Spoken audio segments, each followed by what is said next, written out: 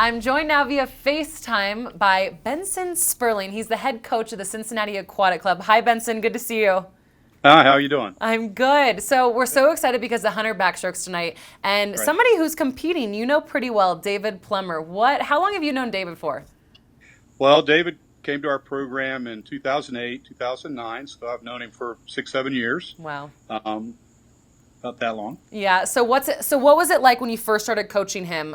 Hard worker, jokester on the side of the pool. Like, how did that relationship start?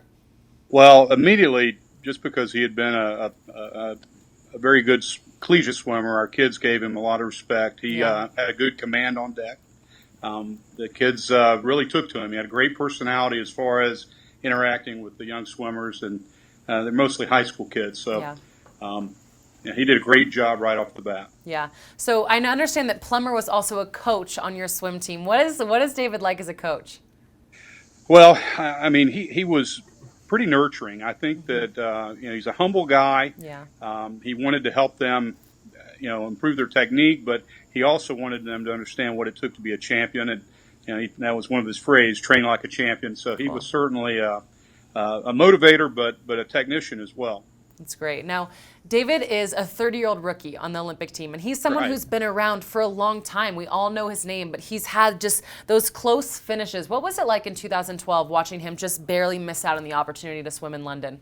Well, we had a watch party. Our team was going to watch both him and Nick Thoman, and they happened to be swimming the same event. And Nick made the team, and David just missed Yeah. by 12 100ths. And we were excited for Nick.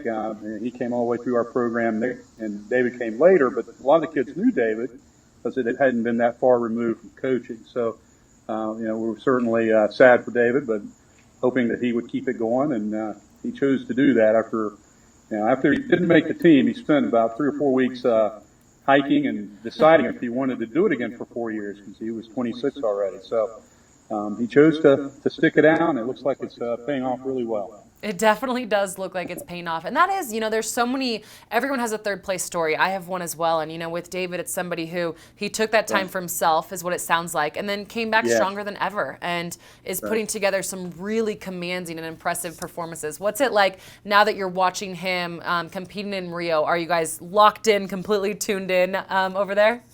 Well, our whole team is. Everybody's pulling for him. He's part of our Seahawk family, and always will be. And certainly the kids that are on the team now didn't know him as well, but the Yeah. alumni and the coaching staff, we hung out for a couple of years together, so we got to know David really well. And he was a great guy.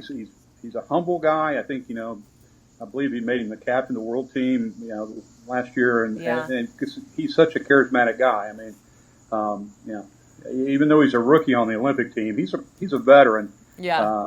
With his personality and the way his composure. I So love it. Now, certainly- yeah, do you have any funny stories about David that we might not know? Maybe some relay stories or something like that? Well, yeah, I mean, the kids on the team said when he started doing some swimming with us, can David be on our sectional relay? And I said, well, only if everyone agrees. I don't want him to take a spot. Yeah. And they said, oh yeah, no, we definitely want him. And so, he went out with the coaches the night before and then came back and he said, okay, I'll swim on the relay. And he went Yeah. 53-1. Oh my The gosh. sixth fastest time in the world at the time, and he said, "Well, maybe I'm not quite done with swimming. I might." And then he decided the next December to go back and train full time in Minnesota. So that was sort of, I mean, the motivation. When you coach, you gain a level of excitement by coaching the kids and say, "Boy, I wish I'd done some things differently." Yeah. And I think he took that with him in his training, and I know he trained differently than he did when he was a collegiate athlete. His yardage was a little bit less, there was more quality, and a lot more dry land work. So, Yeah. and it really paid off. Yeah, it's so interesting to hear about kind of what he learned as, on the coaching side of it, and then now bringing that into how he's competing. You can tell that he's just, really everything's coming together for him right now, and I can't wait to see how he does tonight. Oh, he's a great guy. We're all pulling for him, and I know he's going to do well. Awesome. Well, it was so nice to meet you. Thanks so much for joining us, and we're going to tune in tonight to watch David Plummer. Sure. Thanks for having me. Thank you. All right. Take care. You too.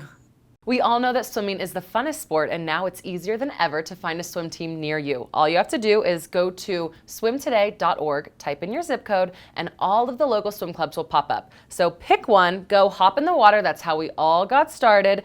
Try all the different strokes, learn how to float on your back, tweet at us, Instagram at us using #SwimUnited, and we'll see you in the pool.